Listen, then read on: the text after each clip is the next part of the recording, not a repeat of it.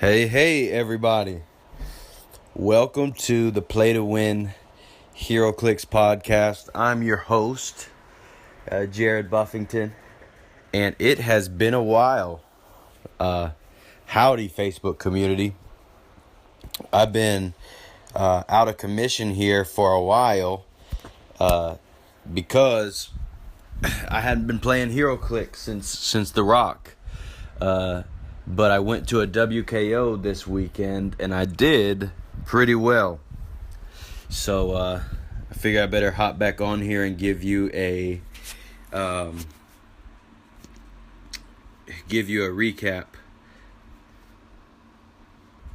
So this is the WKO. It's the winter WKO, I guess, and it was right outside of West Palm Beach, Florida here. And this was kind of a significant event for me because this is kind of the 1 year anniversary of my competitive Heroclix, and this is really just getting into me playing Heroclix for 2 years. I started playing Heroclix December of 2015. Okay. Which, if you guys have been following this podcast, then you know how extreme of a person I'd have to be to talk about competitive Heroclix this way and to have as much involvement as I have. Some of you that have been following the podcast, you know that I've won some. Well, no, I got second in the Super Q at Rocktober. I went undefeated, but I had just a little bit less points, and I've had some a top 8 finish, some top 16 finishes, and I've done pretty well in my first year. And let me preface this by saying I did play when I was in middle school, which this is like 6th grade, 7th grade. I played Heroclix. And that was with my friends in Georgia at home. And this was, back in the beginning when the first sets were coming out. I'm not even going to try to name the sets. But, when the starter pack used to have Superman and the Joker on it. And the booster packs had the Flash on the front. They had Clobbering Time. All those beginning sets. I think we played through we had a resurgence of Heroclix in 8th grade, but we did not know how to play. We used to play Heroclix on an Othello board or a checkered board. We had no clue about action tokens. We had no clue about pushing. Any power that we did not understand, we didn't use. So we didn't use Pulse Wave. I didn't know what Pulse Wave did. I was so scarred from how I learned how to play Heroclix that when I first started going to local venues last year, somebody had to tell me, hey, why aren't you using Pulse Wave? And I said, because, it sucks. And they said, well, it's the most powerful power in the game. We did not know about breaking away. We did not know about being tied up with people. That you couldn't move, you couldn't running shot after being adjacent. We had no clue about any of that stuff. So I don't really count that as playing Heroclix, but I was familiar with the concept. Okay, so then we started playing last year and just kind of went all in, me and my buddy Solomon. Some of you guys know Solomon. And so this was our second year of playing Heroclix. And this is kind of a reunion because my first competitive event was a WKO at this same store last year, and I was super excited because my first event I made top 8, and I kind of came from playing at different stores and play groups, which I'm so thankful for the stores that I went to of Tate's Games, playing at Corca Games a little bit, but they didn't teach me that much. We used to play at some other random store that used to just let us hold tournaments, and they taught me the game and taught me the rules. And then playing at Joe's store, where really, if you've been listening to Joe's School of Heroclix, they taught me more of the competitive team building strategy aspect. But I came up hearing that the competitive was, crazy, that it was rigged, that the rules were crazy, that the players were crazy, that you shouldn't go. So when I went to my first WKO last year and I made top 8, it was such a big moment for me in my Heroclix, I guess, career. But, I love this game. So I'm not even ashamed to call it a career. I love this game. I love the players. I love the community. So this year being my second year and my first tournament off of my hiatus from the game, being at the same event and kind of coming back refreshed, it was amazing. And shouts out to, kind of our team. We kind of have, we have our official team, which was Joe, Solomon, and I, but Joe's kind of taking a hiatus from the game. He doesn't like that, they're taking all the resources out. They're kind of depowering the game. So he's just been kind of taking a break. But our unofficial team of Eddie and Isaiah and all the guys, we had 3 people from our play group make top 8.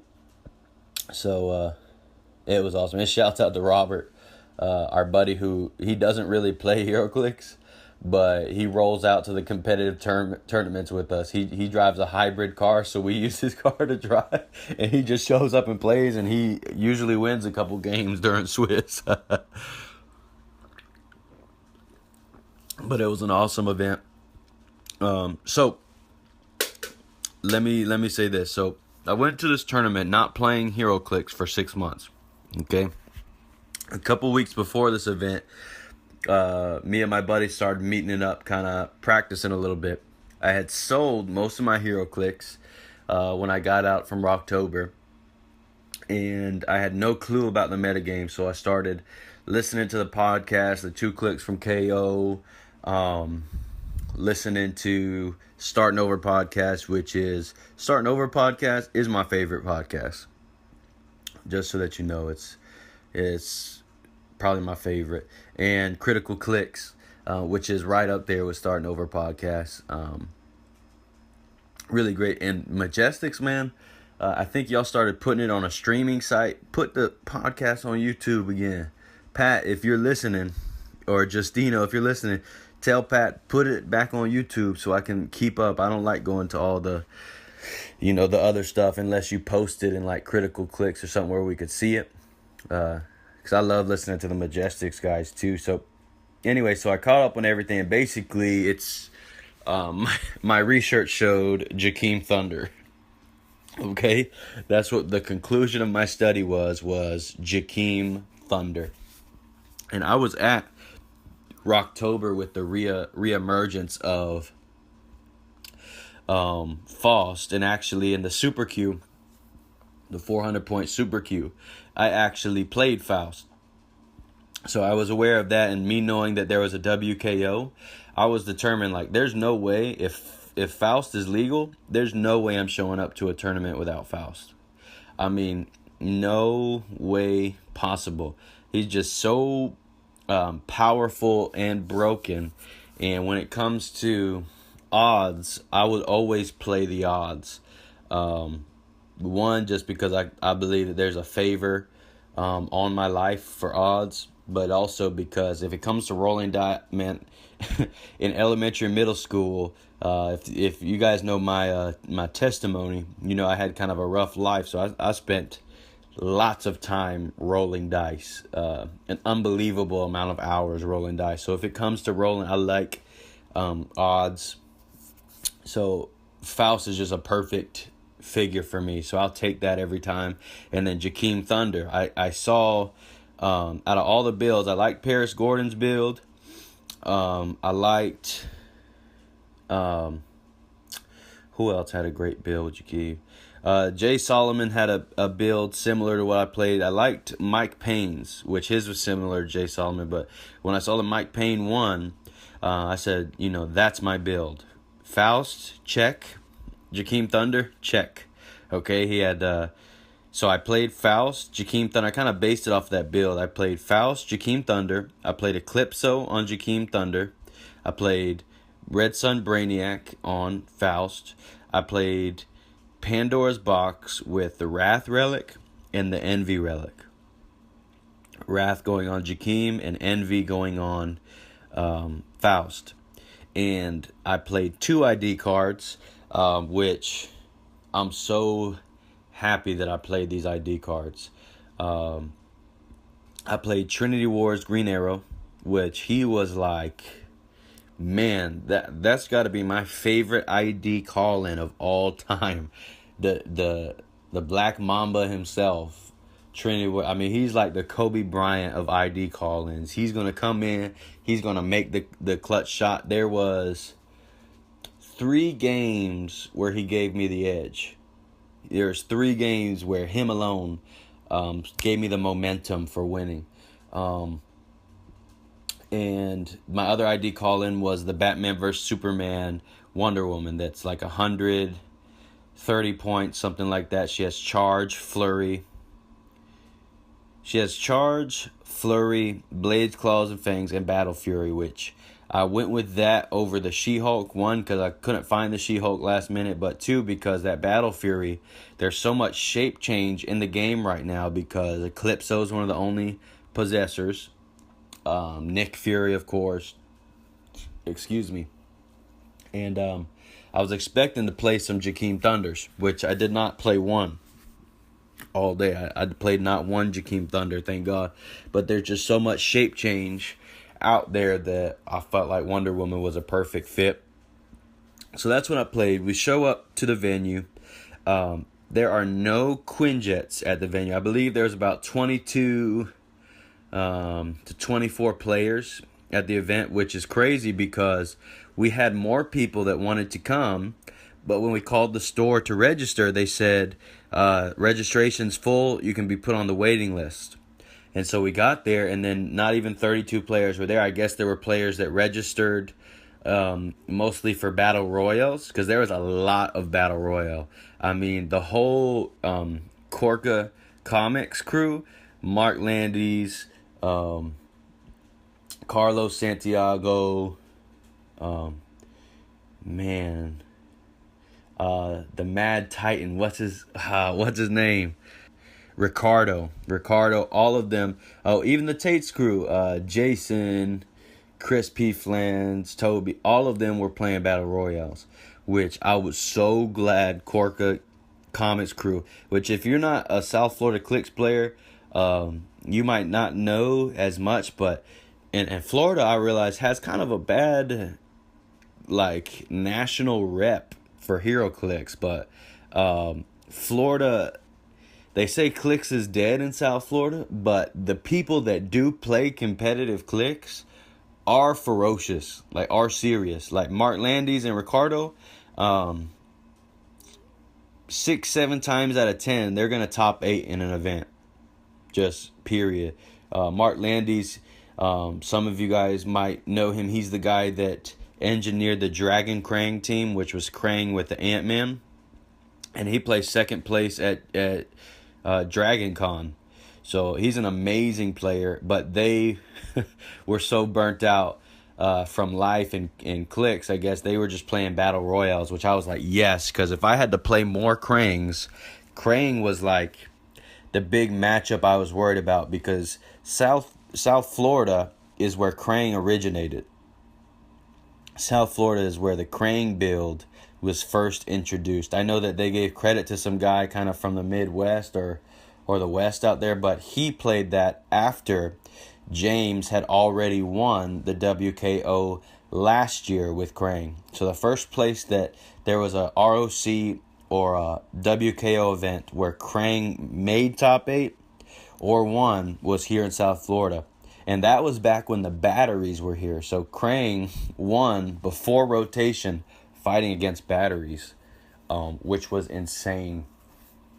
So big up to James for doing that. But in South Florida, Krang is like a staple. Like, Krang is played so much because it's easy. It's just I either kill you, like I either win or I don't win. Like in the first couple turns, you kind of know if you win or you don't. Krang is a big staple down here. Um, I remember play testing and engineering. I had a team with Nighthawk, Krang, Rock of Eternity, and it was detrimental because I would go kill 3 figs in one turn, and that didn't make competitive play, but it was local play. But just to kind of give you a backdrop, that Krang is like when you play in South Florida, expect to see 4 or 5 Krang teams, no matter what. So when Corca Games didn't play, that was like 3 teams of Krang that I guaranteed didn't have to play. So I was so thankful they were playing Battle Royales, because Krang against my team, I already worked through the matchup in my head. I did not play test it at all against Krang. Actually, my play testing sucked for this tournament. I want y'all to know that. My teammates didn't really want to practice. They didn't want to play much, and the only play test that I had was against a double Clarion team. That was the only that my buddy Solomon played.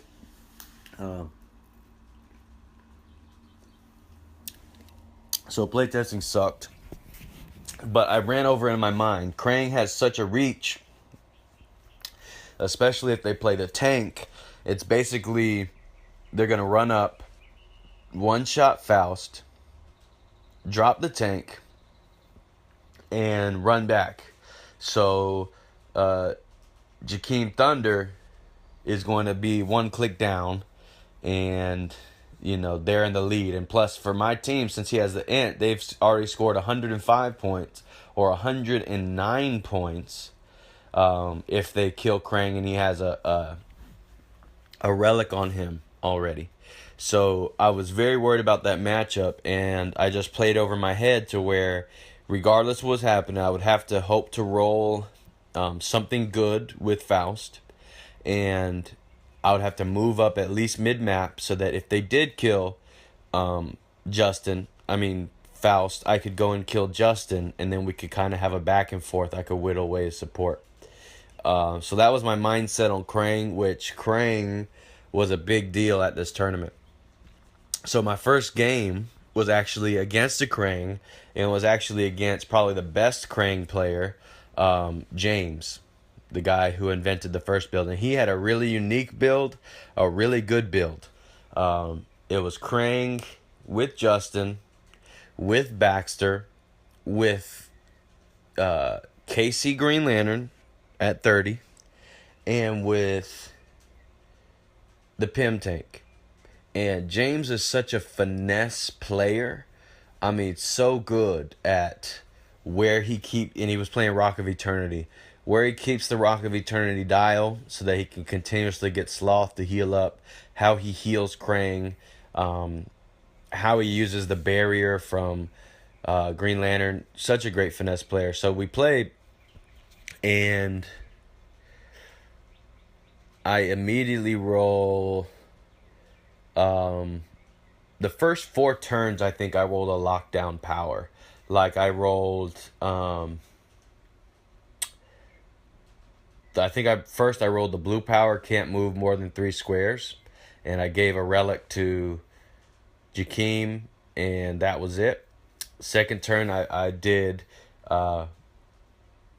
rolled something like can only do free actions, and so I ran up, killed Justin Seyfried, hypersonic precision strike with Jakeem Thunder, and killed Justin Seyfried, and then free action with Faust froze the team. Okay, so now I was double beated. Then I rolled another lockdown power, could only do move actions. So then I cleared with Jakeem, and he based Jakeem with Baxter, and Krang was close there. Then I killed Baxter that turn, and I rolled another lockdown power. I think it was can only do ranged combat actions. And then I went back to the other side of the map. Then this is where my error occurred. I saw where he was. I did not. I rolled like green or something stupid, and I was about 8 to 10 squares away from Krang, and I forgot that he has an action token, and Rock of Eternity is giving him hypersonic speed. So instead of phasing Faust to the back of the map another 6 squares to where Krang couldn't reach him, I just sidestepped behind Jakeem Thunder and cleared him. Because I thought there's no way that his Krang can come, and I need Faust to be closer so that I can roll a lockdown and move him up if I need to next turn. And oh my gosh, James starts counting squares and says, "Oh, I'm going to go for it." I had no clue what he was talking about. He went Colossal, ran up, one-shot Faust. And I was like, oh my goodness. And at this point, I have 100 points, and he has 109 points. Oh my goodness. He has 109 points. So now I'm behind. I realize he does not realize that he's ahead because he's still playing aggressive, trying to kill Jakeem. But I realize he's ahead, and I'm in trouble. And we kind of run back and forth for a while.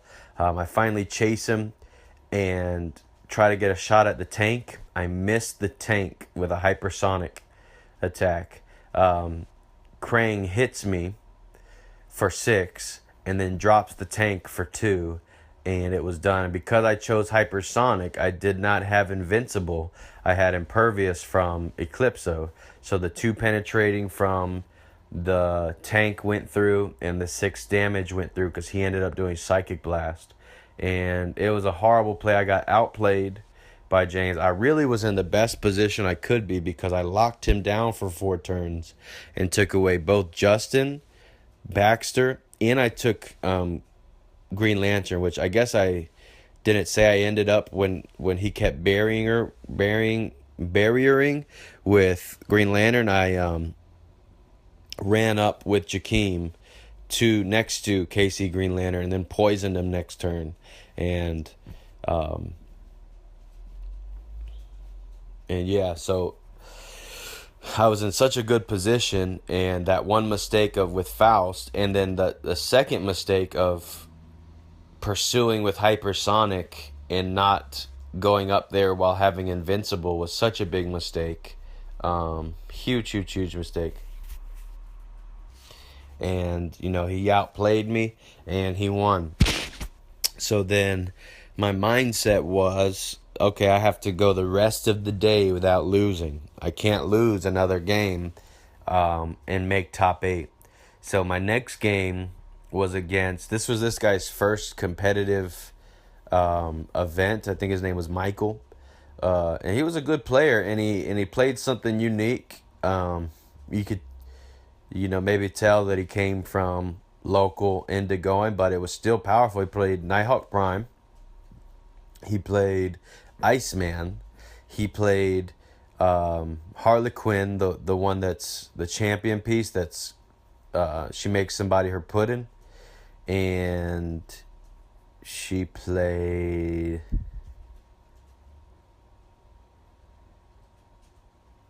I think Jean Grey was the other person. Yeah, I believe it was Jean Grey. Yeah, I think it was Jean Grey, Iceman, Nighthawk Prime, and Harlequin. Jean Grey may or may not have been there. And he had Pandora's Box with 2 relics, and he had Eclipso on Iceman. So he was, oh no, it wasn't Jean Grey, there was a Henry. Okay, so there was no TK. He was just playing, I'm going to full movement come up and start ice walling you down. And so he had a Henry. But man, God was just on my side this day because I rolled my first turn, yellow power. So I attack all of them from where I am. I roll 9s. So even though Nighthawk's on the board, I still hit everyone. Nighthawk Prime takes 3 clicks. Henry's dead. Iceman takes a click, and Harlequin rolls out with super senses. Next turn, I roll a 6 when I'm rolling my Faust dice of 5 or 6 to see if I can keep it. So I yellow power again, and this time he rolls out twice with super senses because Nighthawk Prime has super senses, Harlequin has super senses, and Iceman takes another click. But still, to have Iceman 2 clicks down at that point was great. And then, then he came up and he was locking Jakeem down, and I made a mistake, which my buddy told me earlier. At the end of my turn, the ice wall marker comes down, so I could have went end of my turn, sidestep breakaway at plasticity, and got the heck away from Iceman, but he kept locking me down a couple turns, and I just didn't see that until eventually he missed. I healed up with Jakeem because he had willed me down at that point. I heal up, roll a 6 on the regen, heal up to top dial, and then I just kind of go to work. Faust kills Harlequin while they're up there because I'm up on a ledge, and most of the games I really just kept Faust and Jakeem together, and so Harlequin dies. While he was approaching up, before Iceman even started locking me down, I hypersonic out. I one shot Nighthawk, so I killed Nighthawk because he was already on click 4, so I just ran up, hit him.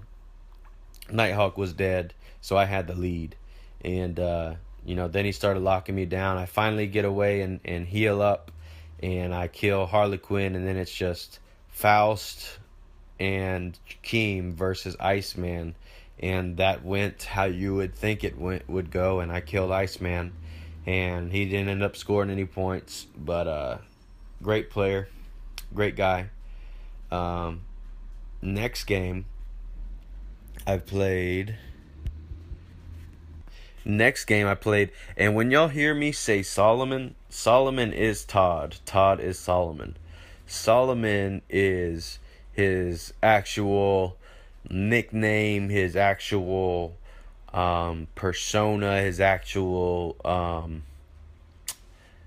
what God would call him. He kind of had a God experience, like when God changed Jacob's name into Israel.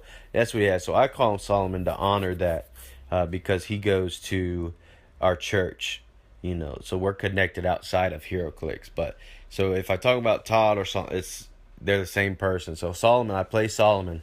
Now, he's the only person I did play test against, and it was only this team. He's playing my Peggy Carter, and I'm playing his Jakeem Thunder. Okay, so it's his Jakeem Thunder I'm playing.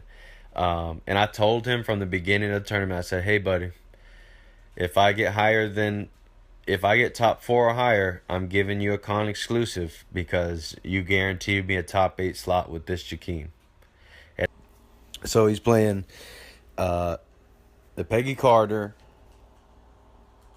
Vanisher, Double Clarion, Ultron Drone, Pandora's Box, ID cards. Now, this team is called Teagle.com. This is the team where Joe, he placed second at the state championship last year against Phil Jr. And that video is on our channel where he played Teagle.com versus a Zombie Super Scroll in the finals of the state championship. So it's a team that we're all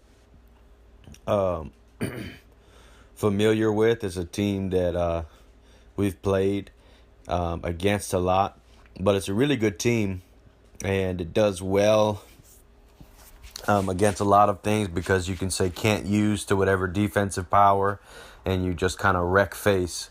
He was practicing the same team, but instead of Peggy Carter and Pandora's Box, he was running Faust.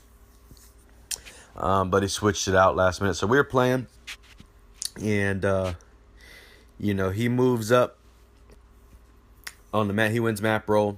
I don't know what the map was. It's an indoor map, and it had some blocking near each starting area. So I cornered up in the blocking to where he would have to come up on me, and he moved up to the map and he was preparing for Alpha Strike, but he got too close, and I called in Green Arrow with the Breaking Walls arrow, and I had Perplex on Pandora's Box showing, so I perplexed up his damage twice. I targeted Peggy Carter. He missed his shape change roll, and I hit her with the Precision Strike for 5. So she was dead. So before he could even make contact, I took out, the piece that was going to make him be able to do damage, because the two Teagles, with Faust having Impervious and Jakeem Thunder almost always having Invincible, it's really hard for the Alpha Strike, because if they come in and they attack with the Teagles, they're going to die from Mystics if they hit Faust, or they're going to die from Poison from Jakeem Thunder next turn. So the Peggy Carter was really that piece where he could come in and say, because she can't use team abilities, she say can't use Mystics, and he could try to take out Faust in one turn, or he could say can't use Poison and try to live. So taking out Peggy made it to where it's almost impossible for him to win. His Vanisher was adjacent to Peggy. He clicked down his Vanisher 3 clicks because he thought that I had Energy Explosion, but I didn't. So at the beginning of his turn, before he made any moves, I told him, I said, hey, you didn't have to click your Vanisher, because I didn't notice he clicked it until I looked at the piece.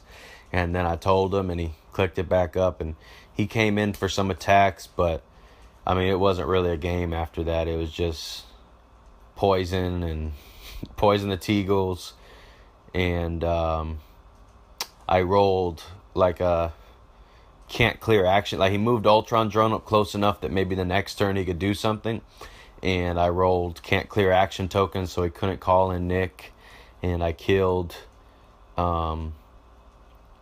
Vanisher and killed Clarion, and it just, he just kind of conceded the game.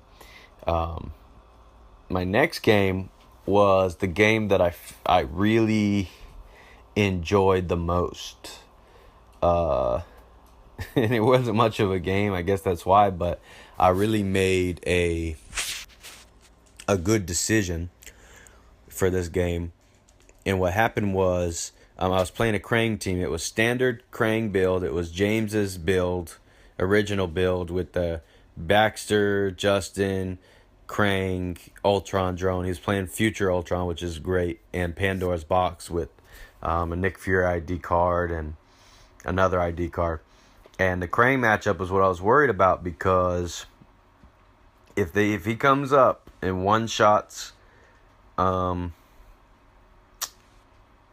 Faust, then it's going to be hard to win, which I guess in hindsight I should have known that he would have had to stay double. Like, I didn't know how vulnerable he was looking back, and it just now dawned on me that he can't use Psychic Blast with the Justin Seyfried attack. So in that case, it would have been hard for him to, because he would have hit Faust for 6, which I would have taken 4 if I missed my Impervious roll. And then he would have taken a Mystics. Then he would have had to attack him again. He would have taken a second Mystics. And then he would have had to click down twice for going Colossal. And, then he's on click 2, click 3, click 4. Then he's on click 5, and then Jakeem Thunder's just going to kill him.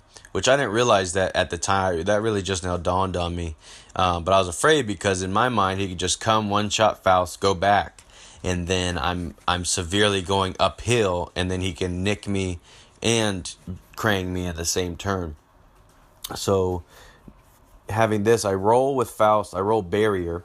He chooses an indoor map for some reason. So I roll Barrier with Faust, and I use Barrier and put a Relic on Jakeem, so that way I'm safe a turn. He just kind of sidesteps up, moves. Next turn, I put Envy on Faust, I roll a lockdown power. Can only be given close combat actions is what I rolled. And no. I rolled can only be given free actions. A lockdown power. And I moved with Jakeem with the perplex, and I moved all the way to 4 squares in front of him, but he was on elevated and I was under the elevated. And I locked him down. I was double beated. And this felt like a super gutsy move because I was double beated, so he passes his next turn and then I clear, but if I don't roll the right power with Faust, I'm kind of in danger zone because he can call out Nick and do Krang. So at the time I thought this is what I had to do to win, but now I'm just now realizing as I'm talking that I put myself in unnecessary danger. But I rolled another lockdown power, can only do range combat actions, and sidestepped onto the elevated, which stopped him from being able to activate Justin Seifritz's Sentinel power and neutralize Ultron. So he can only do range combat attacks. He tries to attack Jakeem, missed with Krang. I charge Flurry with Krang. I charge Flurry on Krang with Jakeem, and then I finish Krang with Faust. He calls out Nick Fury, hits my Jakeem for 6 because he has 4, and he does shield team ability with both Baxter and Justin. I roll another lockdown power, and I kill the Ultron drone with Faust. I sidestep back and regen with Jakeem Thunder. Then I move all the way back to the other side of the map and regen again and move back with Faust. And then he just kind of moves up with Baxter and Justin, and I end up just killing them. And that's the game I felt best about in the move because it was a gutsy move to move all the way up, double beated, and put all of my faith in rolling the D20. But I'm just now realizing that was kind of unnecessary, but that's how it is in Heroclix. So the next game that I played was against, let's see, that's 1, 2, 3, 4. Oh, so that was the 4th game, so I was 3-1. So I was for sure going to make the cut, and I think that I placed top 8 seeding because I had 1,000 points. I was 3-1 with 1,000 points, and I think there was like 2 4-0, so I was 3rd or 4th place. And there was a guy, and he only lost 1 game, and man, he was so he must have been 3rd, I must have been 4th. And he played 3 of the shredder pieces with overdrive. And he was killing people. Like, he was clearing teams and not rolling dice. I mean, it was nasty. Nobody was prepared for it. The person that beat him was James, because James, such a finesse player, he moves up with Krang, shoots the object that he uses for the overdrive, and then runs back. And now he can't move his shredders up. So now each turn, James just goes up, kills a shredder, comes back. And, he was like a sitting duck because his objects were over in a corner somewhere because he'd never had anybody come up and shoot the object and run away. So James is just, that good of a player. And so we go, and I tried Edward Shelton's philosophy of partial fasting. All I did was drink juicing. I was juicing all day until then. It was evening because we got there and they waited a good 2 hours after we got there because they were trying to get more people to show up. And so it was late. I mean, it was like 5 or 6 before we cut the top 8. So we went to Publix. I ate only half a sub, and I was drinking tea most of the day instead of my normal energy drink, and that really helped me from burnout because By the end of the top 8, I was so burnt out. And if I would have been drinking Monsters or Red Bulls earlier in the day, I would have been toast. I mean, I would have been completely burned out. So, but I did get a Monster then to just kind of sip on it for the top 8. So we get back, and I'm paired up with our pseudo teammate, Eddie. So, top 8, it's me versus Eddie. And Eddie's team was phenomenal. He played kind of a version of Adam Freeman's Shuma team. I believe it was Adam Freeman that played the Shuma Garath, Bizarro Green Arrow. And I want to say this, that Eddie has been playtesting Shuma Garath. He's been playtesting Shuma Garath for about a year. Almost. No, not a year. Maybe 9 months. He has been playtesting Shuma Garath. He loves Shuma Garath. Back when I was playing Quinjet, he was practicing Shuma Garath. It was always one of his picks for playing.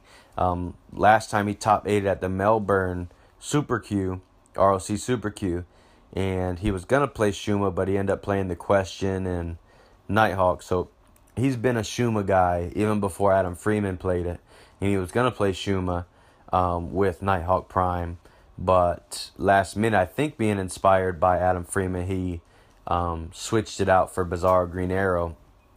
And man, this game was crazy. What I moved up, I kept rolling blue, which locks speed values at 3. But before he can get a relic on Solaris, I rolled yellow, I attack, and I kill Solaris because I roll a daggone 9 with Faust. And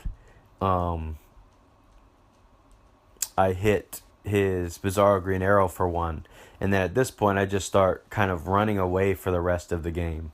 I don't ever get a good place where I can get a good flurry in on Shuma, and I never really wanted to because I didn't want to take the Mystics. So I just kept running, and what my hope was for the game was to roll red power or to roll energy dampener so I could send them back to the other side of the map, and that way he would have to chase and I could choose when and how I wanted to fight. Because the thing with Shuma is he chooses a character, and as long as that character's alive, the beginning of every turn he heals a click. So if I go up there and just do 1 click, like pulse wave both of them so I don't take Mystics, he's going to heal, and then Bizarro Green Arrow has Sloth. And so it was messy. I just kept wanting to send him back. He kept trying to attack Faust, but and I think he attacked Jakeem Thunder once, but you know, I kept having shape changes. I kept having 21 defenses, and it was going to the end of the game. And I was winning, obviously, because I had killed Solaris and he hadn't killed anything. And he had me in this loop where he had me cornered on my side of the map. I was not rolling good with Faust. And he kept Colossal pushing to flurry, because Shuma has daggone flurry, to keep flurrying, and then the next turn he would heal 1 click. So I got him in a loop where he pushed because my Faust was separated, so he went to attack Faust. He hit Faust once because he wasn't able to flurry. He just, for some reason, got a charge or something. He went to Faust, double pushed, then he pushed, so now he's, because Shuma has 7 clicks, so then he's on click 2 at this dial.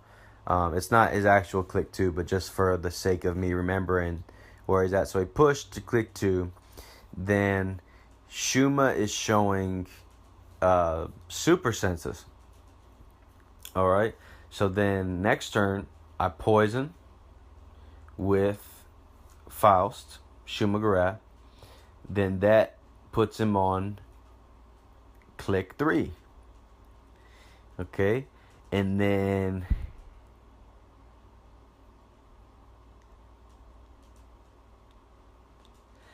the next turn, I'm trying to remember how this worked. So the next turn, he hit me, took Mystics. So he pushed, click 2, Mystics, click 3, Poison, click 4. So now if I do 4 clicks, he's dead. I call out Green Arrow with Perplex. I perplex up his attack. I poison him again. Okay? So, man, how the heck did this go? So he has 7 clicks. He's on click 2, click 3, click 4. Man, I don't know how this math even worked. Man, how did it go? So what must have happened was he pushed, he got Mystics, got poisoned. I have no clue. You know what? I think he must have forgotten to heal or something like that, because I call out Green Arrow, I choose Energy Explosion, and I attack Bizarro Green Arrow. The Energy Explosion splashes onto Shuma, and I have Precision Strike, so it goes through the super senses, and Shuma dies. And then, I mean, when Shuma died, it was like, whew, you know, because it was a crazy game. He just kept colossal pushing flurry, and it was like only a matter of time. And then I just could not roll red power. And, you know, so then the match is called, final action's done, we shake hands, then we're looking, and Shuma Gorath is like an older figure, okay? And so on the dial, it looks like super senses. He thought it was super senses. I thought it was super senses. We look, ends up it's toughness, you know, which is crazy. And, you know, at that point we're like, oh man, so Shuma wouldn't have died. So he would have had another shot at trying to kill Faust, which doesn't mean for sure he would win. Because even if we say, okay, well, we'll give you back the Shuma points, you know, I'm still winning, and he would still have to connect with Faust, who has the entity and, you know, has shape change super senses, and but, you know, he didn't even try to do it. He just said, you know, it happened, you know, you win, good game, you know, that's a part of the game, which sucked because he is my buddy.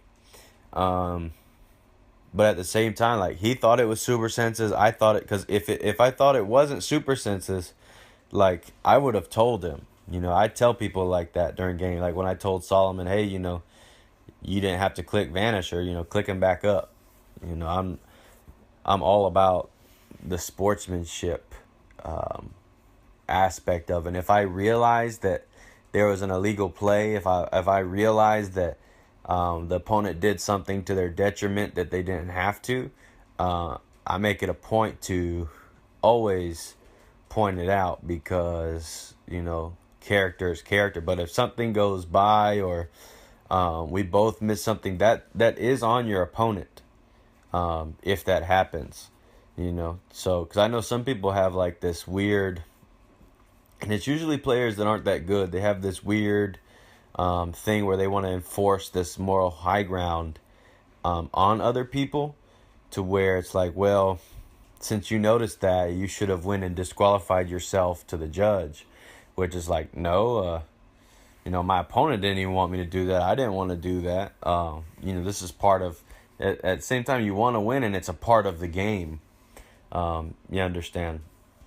But I believe that there's a middle ground of, and I'm not saying that if something illegal happened, I'm not downing, because I know this happened recently. PJ Bolin posted a story on the HIE of somebody who really had this great character and went and did that and gave up prizing to do something like that, but it was a different thing. It was, so, um, that's great, but at the same time, I believe there's like a middle ground of you pointing out what you know, but then at the same time, um, lapses in the other players' rule knowledge, memory, perception. Um, those are also parts of the game, and that is what separates players at this level of play is knowledge of the rules, knowledge of power sets. One of the many things that separates play, which when I watch Rocktober, I mean that's some of the guys that are the best in the world. Stuff like that happens, and then that's how they always win. That's how they get up higher. Not that they are trying to get that, but because of the other players' inexperience or lack of knowledge, that gives them an edge. Knowledge is an edge in this game. Perception, memory, rules, all of these things are skills and tools. Like you don't want to try to intentionally cheat. You're not, I don't believe in cheating at all. But if you didn't know a ruling, the other player's job is not to remind you about all your powers. The other player's job is not to know all the rules for you, because there's a difference between somebody who's intentionally trying to break rules and play illegally and is hoping you don't catch it, between something that both players think is legal, they're going and, neither one realizes it. And I know that might take some discernment to tell the difference between the two. But that's just my view on it. So I moved to top 4, which is the highest that I've ever been in competitive play. No, I did get second at the Super Q at the Rock Cup. So, but it felt more serious because it was a Super Q of the other one, and in light of the Rock Cup is the next day, it felt like a smaller thing, even though there was much more people at the Super Q at the Rock Cup than there was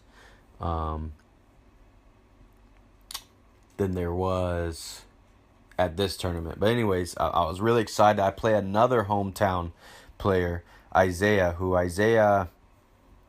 I think he top 4 or top 8 at the Melbourne Super Q also, with a Devil Dino, Nighthawk, and Mitzi team.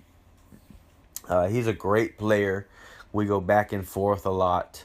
Up until this point, he had beaten me in competitive play, but at our local venue, we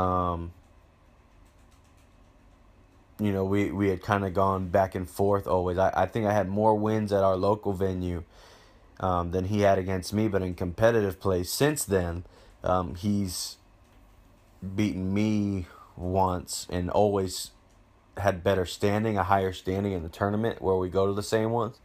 So this one he's playing Krang, of course, War Wheel, the Pim Tank, Justin Seyfried, and Bizarro Green Arrow. So there's no healing. He wasn't running Pandora's Box. There was no way to heal. He was kind of counting on, at the right moment, doing the Alpha Strike with the tank and finishing the team. So we're playing. I'm afraid of the Krang again. I did not roll anything good. Well, I rolled blue once, and it slowed him down. I got to put a relic on, Faust. But then he just was kind of sidestepping up. I put another relic on, and then finally he goes for the attack. He moves all the way up, goes Colossal, brings the Pim Tank, and he crit misses against Faust. He crit misses. So he misses, he probs, and then he crit misses. Oh my God. When he crit misses. I was so thankful because, man, that was just the favor that I was talking about. He crit missed, went to click 2, went back to the other side of the map, clicked twice, he was down. I choose Outwit with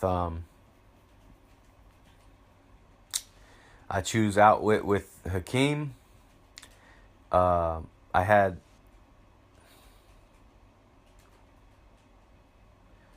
what was the stand? I think maybe I didn't have a token on Jakeem or something. But the next time we interact, I move up with Jakeem. I didn't roll anything good with Faust. I move up with Jakeem, choose outwit Krang's Indom, and he has an action token.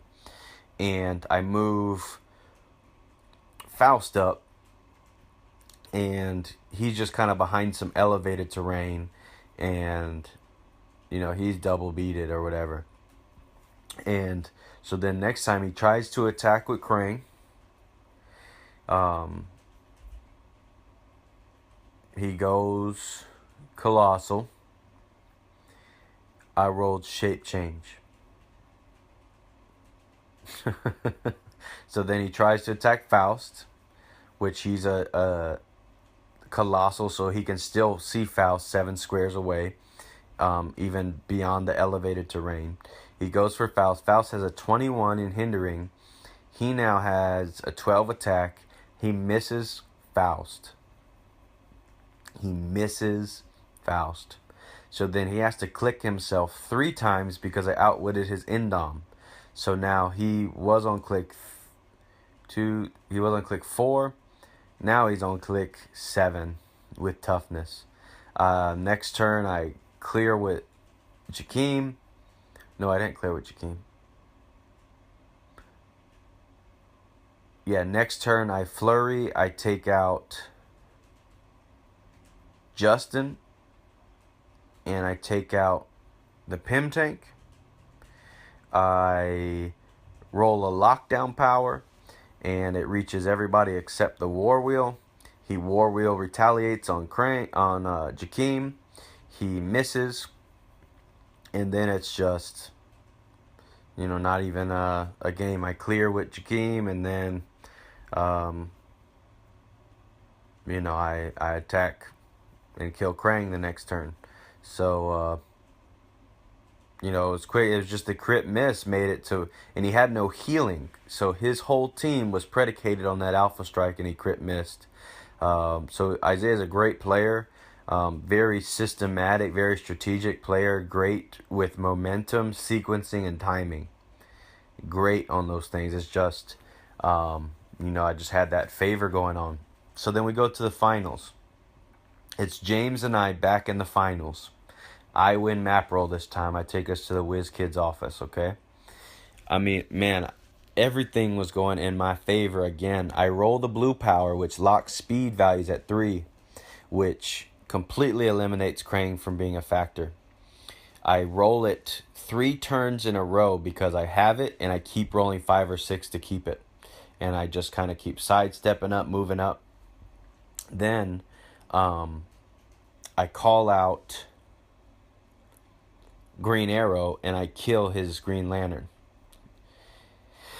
Then I'm close enough up by now that I can move up. I run up and I kill Justin. Hypersonic up. Precision Strike, kill Justin. And I move Faust up, and I lock down Krang. And I did a really bad move the next turn.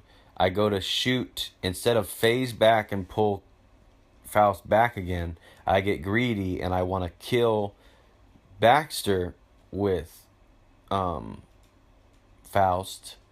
And I miss because of Krang's prob. Because I wanted to kill him and then be able to flurry on Krang with Jakeem instead of kill Baxter with Jakeem. So I miss. I forget to... Oh, I crit. What happens is he outwits my prob. I crit miss with Faust. So I can't prob out of it. I move. I forget to choose Impervious with Brainiac. And I end up killing Baxter with Jakeem. He then kills Faust with Krang, firing the tank. The tank goes off, and he miscounted his squares, and it doesn't affect Jakeem at all. And then he runs away with Krang, because I think he had hypersonic, so he ran up hypersonic, went for it, and then moved away. Um, I no, what he did was he flurried. He killed Krang, and then he attacked Jakeem. Um, what I had to do was I had to clear. He goes away to the other side of the map because now Krang is on click 4 with no Baxter, and he's relying on getting Sloth on the Rock of Eternity to heal up Krang. I kill the tank, and now I'm up on points. This is different from the other game because before he was up 109 to 100.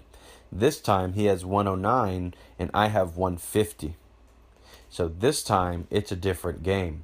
Okay, I get to heal up Jakeem to top click. He's slowly healing up Krang. And my fear is I don't want to engage Krang with him on click 1. So I'm trying to pursue him and kill him before he gets back to click 1, or whittle him down so that he can't really have a good momentum. And this was my inexperience of that caliber of play, being in the finals. I'd never been in the finals before.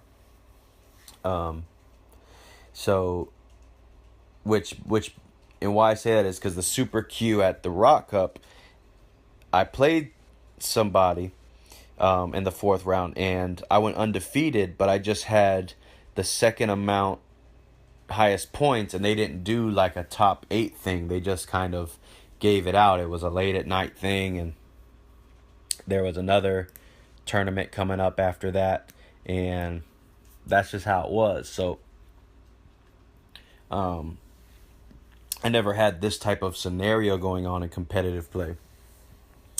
And so I pursue, and it was such a bad move. I pursue him, which would make me double beated. I miss the attack, and he's able to single target Pulse Wave. And from then, it just, he wins. He Pulse Waves again, and it's game. Which, looking back in hindsight, I should have stayed in the corner when I was full health on the other corner of the map. We're in an indoor map, so I could have just kept choosing barrier and using barrier strategically, because Krang only has hypersonic with Rock of Eternity when he has one action token. So every time he has one action token, I should choose barrier and use barrier.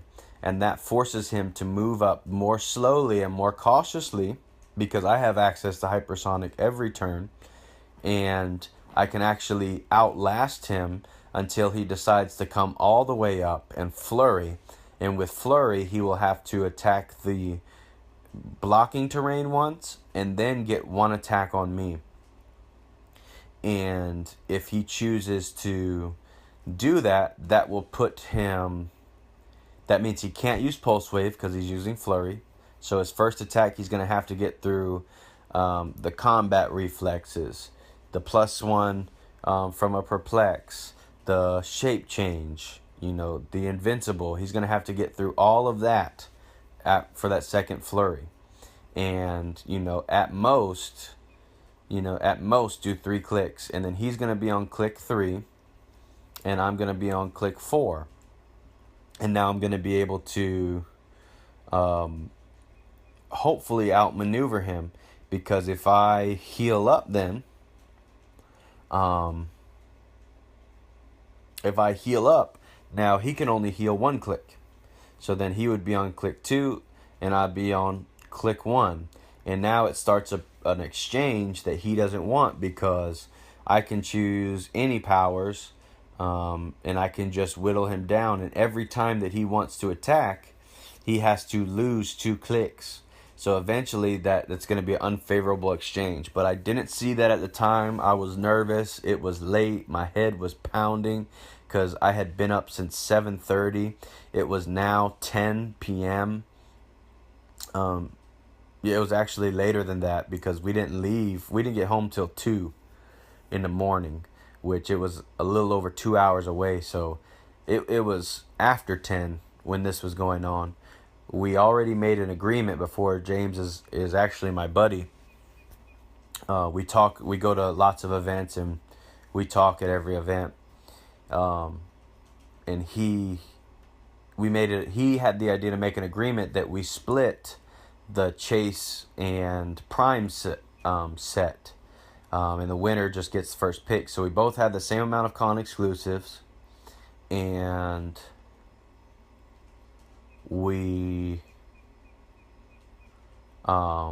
picked, and he got the Jakeem Thunder, I got the Bizarro Green Arrow, and it was just a great experience. Looking back, I could have got first place, but some of these things you learn, some of these things you can know, but sometimes you have to learn through experience, and that's just it. I'm getting more playoff experience. This is year 2, the beginning of year 2. December makes 2 years, and getting more playoff experience. So the next event that we'll probably go to is in May, so I'm gonna be excited about it, and hopefully with more experience, I'll be able to capitalize at those the high level of play. So it's awesome. Your boy qualifies for nationals, so I might actually go since I already qualify, because there's no way I was going to go with it costing that much and not being guaranteed to play. I'd much rather just focus on the Rock, because I have family in Atlanta, so it's much easier. But it was awesome. So it's your first time hearing from me. I'm probably going to post the game of the finals against James and I, and you're going to see where I mess up. But up until that, I was like, my sequencing was great, which I was excited about.